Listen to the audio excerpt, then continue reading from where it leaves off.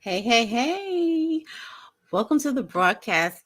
Thank you for being here, whether you're here live and watching the replay. Thank you so much for joining in. Before I start running my mouth, I do want to apologize if you hear some noise. They're doing some work next door and there were some dogs barking. So there's a lot going on over there.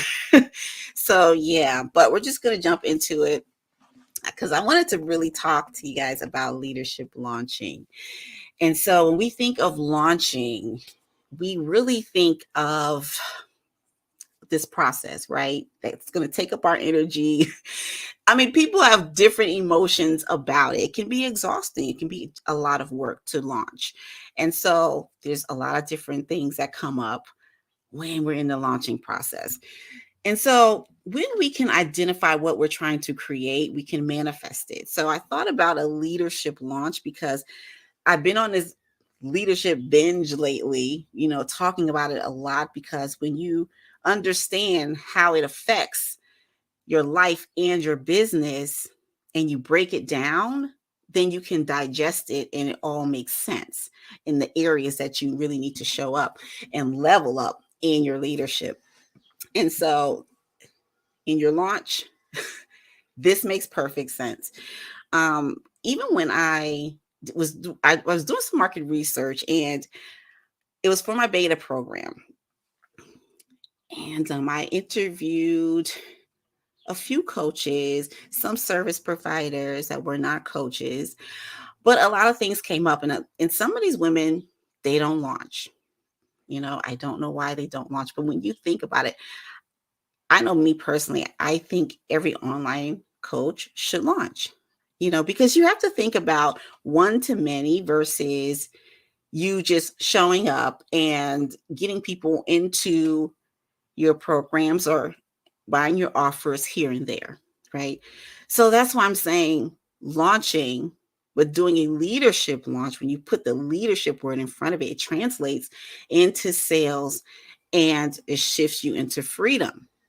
Okay. For those reasons of just having your offers in front of many people at one time. And I think that the key to a simple launch, to simplify it all for your sanity and everything else, is to have a system. If you have a repeatable system that you can do over and over and over again, there's really no excuse not to do it, right? It makes it easier for you.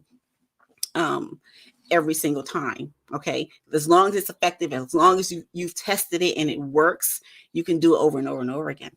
And so I just had a few things that I wanted to go over, especially when it comes to just breaking things down with the things that you need for your launch to be successful and your business overall to be successful. So, three things you need on repeat when it comes to your launch and creating a space for high ticket sales. You need a landing page, you need a high quality offer, and you need a way to generate leads.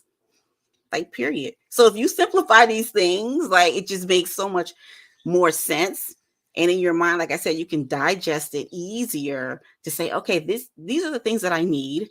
How can I work on each of these areas to create a system so that I'm not driving myself crazy, or, I know exactly what I need to do every time that I want to launch something. All right. And there's three elements you need to build your business: your brand influence, your high quality offer, and your growth strategy, which is not too far off from the other things that I just mentioned. So today I want to talk to you about your brand influence, though. Okay.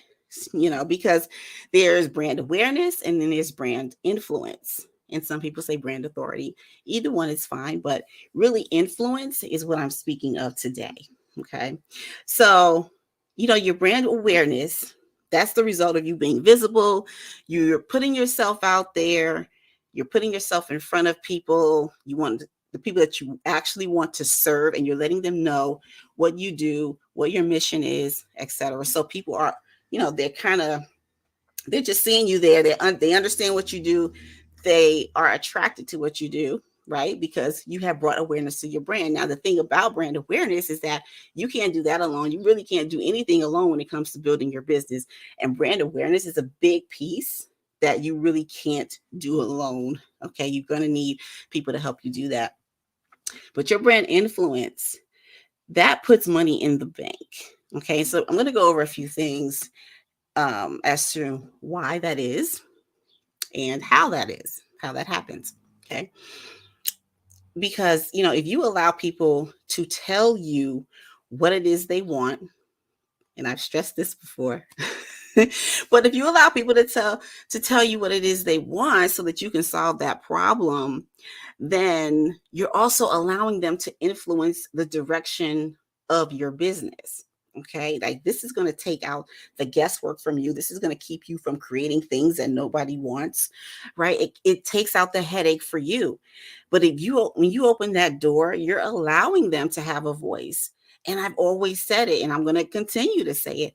Always have people tell you what it is on a deeper level, because then you know what is going to make you money. It's the difference between not surveying your list and surveying your list, right? Not creating a poll and creating a poll, right? These simple things can help you understand your market better so that you are creating the solutions they need. The market is always shifting. So these are things that you need to do quite often, especially with the recession coming up or what we're in now. We're in it now, but it's like, yeah, these are going to give you some answers if you are talking to them and allowing them to tell you exactly what it is they need so you can create that. Okay. That's going to help your bank account, right? And we're talking about shifting to freedom. So, the bank account has a big part in that. Okay. So the other thing is being buzzworthy.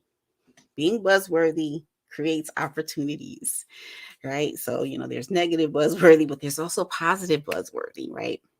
And this is another thing that you can't do alone, right? You need people, you need a team, you need to build a team, you need to have people really bringing or really putting more eyes on you and what you're offering and what your brand is about. Okay. So the question is, what can you create that would be buzzworthy, like an event, right? That's the first thing that really comes to my mind, because I help clients create their summits. I help them create their virtual events. That's going to put them in front of more people. That's going to have more people attracted to them because they're putting themselves out there. The thing with events, when you think about it, you get on, whether you're on camera, you're doing it audio, no matter what it is, you have the confidence and you have the courage to do it. That says a lot to people about who you are as a brand. Okay. So that's one of the things that you can do to actually be buzzworthy, right? And this is something that you don't need a team to do it, but if you're collaborating with different people, then everybody's creating that buzz for your brand, okay? For your event, all right?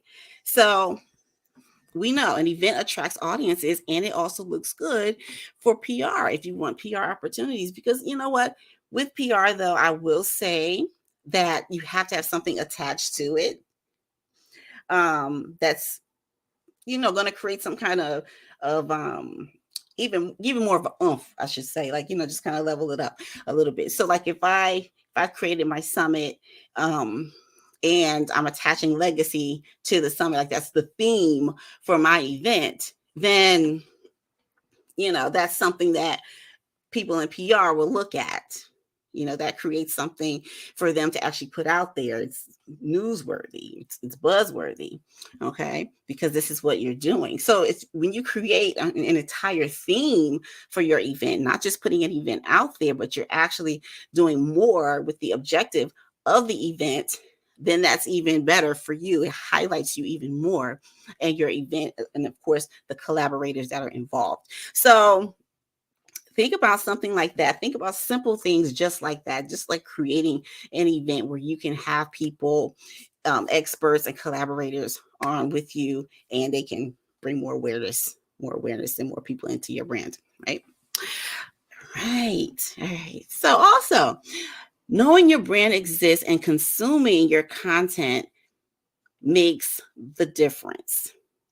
So there's a difference, right, between knowing and consuming. So that's where your influence versus your awareness comes. Okay. Because if I know you exist, then I'm aware. But if I'm consuming you on a daily basis or on a weekly basis, like you're constantly in front of me and you're giving me content and value and all this great stuff, I'm actually consuming your brand, right? I'm consuming everything. This is how your brand is influencing me. This is how your brand is impacting me. All right. So you have to understand the differences between that and what the consumption looks like. Okay. How are you going to create content? How are you going to deliver the content? Where you're going to do it? Have a plan for your visibility. Have a plan of action that you want people to take with you, because that's how people are consuming as well. You giving them the opportunity to actually not only engage with you, but give their input, give their insight, interact, and do all these different things. That's how people consume your brand on a daily basis, right? Or however much you're putting yourself out there.